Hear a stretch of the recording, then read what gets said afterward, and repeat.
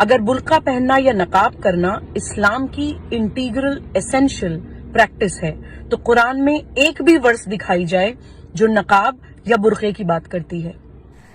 بسم اللہ الرحمن الرحیم۔ ابھی ایک دن پہلے میرے سامنے سے صبوحی خان کا ایک ویڈیو گزرا۔ صبوحی خان کو آپ جانتے ہوں گے، یہ ٹی وی ڈیبیٹ میں رہتی ہے زیادہ تر۔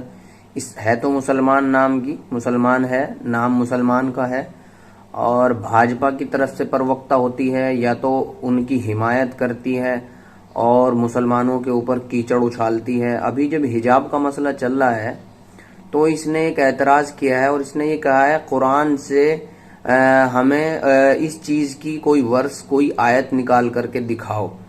حالانکہ ماننے والی تو ہے نہیں، کیونکہ اللہ نے قرآن میں کہا ہے کہ جو لوگ اناد اور بغض کی وجہ سے اسلام پر اعتراض کرتے ہیں، تم کتنے ہی ان کے سامنے دلیلیں رکھ دو، کتنی ہی ان کے سامنے جو ہے مضبوط دلائل رکھ دو، وہ مانیں گے نہیں، کیونکہ انہوں نے جو اعتراض کیا ہے وہ کیا ہی نہیں اس لیے کہ اس کو مانا جائے، بلکہ انہوں نے اعتراض اس وجہ سے کیا ہے تاکہ اسلام کا چہرہ بدنام ہو اور اسلام کو کسی طرح بدنام کیا جائے۔ میری بہن گزارش یہ ہے، ہمیں ساری عمر دنیا میں نہیں رہنا ہے، تم بھی یہاں سے جاؤ گی، میں بھی یہاں سے جاؤں گا، اس ساری دنیا کو جانا ہے۔ قرآن کے اوپر ایسے کیچڑ مت اچھالو۔ اچھا، دوسری چیز یہ ہے، آپ کو خود علم نہیں ہے، تو جب آپ کو علم نہیں ہے، آپ نے کبھی قرآن پڑھا نہیں ہے، تو پھر آپ ایسی جاہلانہ باتیں کیوں کرتی ہیں؟ خدا را اپنے نام کا لحاظ کرو اور اللہ کے اوپر ایسا ایمان لاؤ جیسا اللہ نے کہا ہے۔ اب میں آپ کو بتاتا ہوں، دیکھیے سورہ نور کے اندر اللہ تعالیٰ یوں ارشاد فرماتا ہے وَلَا يُبْدِينَ زِينَتَهُنَّ، کہ ان عورتوں سے یوں کہہ دیں کہ یہ اپنی زینت کو ظاہر نہ کریں، یعنی کہ جہاں سے سجتی ہیں، سنورتی ہیں، جہاں سے یہ خوبصورت دکھتی ہیں، وہ چیز بالکل ظاہر نہ کریں، بالکل ظاہر نہ کریں، قرآن نے منع کیا ہے۔ اب بتائیں عورت کہاں کہاں سے سجتی سنورتی ہے؟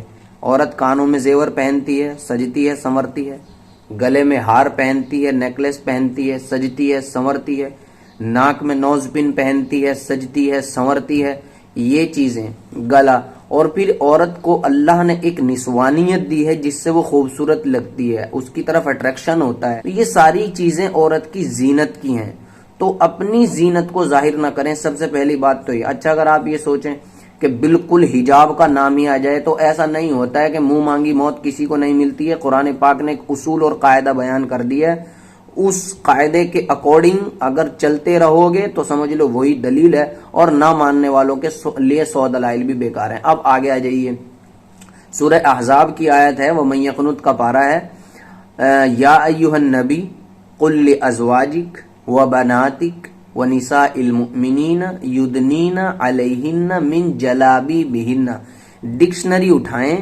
اور اس میں جلاب اور جلابی بہن جو قرآن نے ارشاد فرمایا اس کا ترجمہ دیکھیں۔ اس آیت کا مطلب یہ ہے، یا ایھا النبی، اے نبی، قل کہہ دیجئے، لازواجک اپنی بیویوں سے، وبناتک اور اپنی بیٹیوں سے، ونساء المؤمنین اور مومن عورتوں سے، مومنہ عورتوں سے۔ مومنہ عورتیں ہندو ہوتی ہیں کیا؟ غیر مسلم ہوتی ہیں کیا؟ مومن کا مطلب ہوتا ہے بلیور، اور بلیو یعنی کہ آخرت پر، مرنے کے بعد پر، یعنی کہ مرنے کے بعد اٹھائے جانے پر، اللہ کے رسول پر، اللہ کی کتاب پر، اللہ کے فرشتوں پر، قیامت کے دن پر، اچھی بری تقدیر پر ایمان رکھنے والے ہم ہیں، یعنی کہ مسلمان ہیں۔ غیر مسلم اس چیز پہ یقین ہی نہیں رکھتا۔ تو ان عورتوں کو جو مومنہ ہیں، یعنی کہ آپ ہیں، آپ کی امی ہیں، آپ کے خاندان والے ہیں، آپ کی بہنیں ہیں، آپ کی چچی ہیں، آپ کے رشتہ دار ہیں، اور آپ جیسی ایمان رکھنے والی بہت ساری خواتین ہیں، اے نبی ان سب کو کہہ دیجئے، وَنِسَاءِ الْمُؤْمِنِينَ يُدْنِينَ عَلَيْهِنَّ مِنْ جَلَابِيبِهِنَّ، کہ ڈال لیں وہ بڑی بڑی چادریں اپنے اوپر۔ جلاب بڑی چادر کو کہتے ہیں، تو بڑی چادر کندھے پہ ڈالیں گے نا، مطلب پاگل دکھنے کے لیے؟ کیا مقصد ہے اس آیت کا؟ اپنے اوپر بڑی چادر ڈال لو، یعنی کہ اپنے آپ کو ڈھک لو، یہی تو ہے حجاب، یہی تو ہے اپنے آپ کو ڈھکنا۔ 2 آیتیں شاید کافی ہوں گی میرے حساب سے آپ کو دلیل کے لیے۔ اللہ آپ کو بھی، مجھے بھی، اور میری بہنوں کو بھی، اور ساری مومنہ عورتوں کو اللہ عمل کی توفیق عطا فرمائے، آمین۔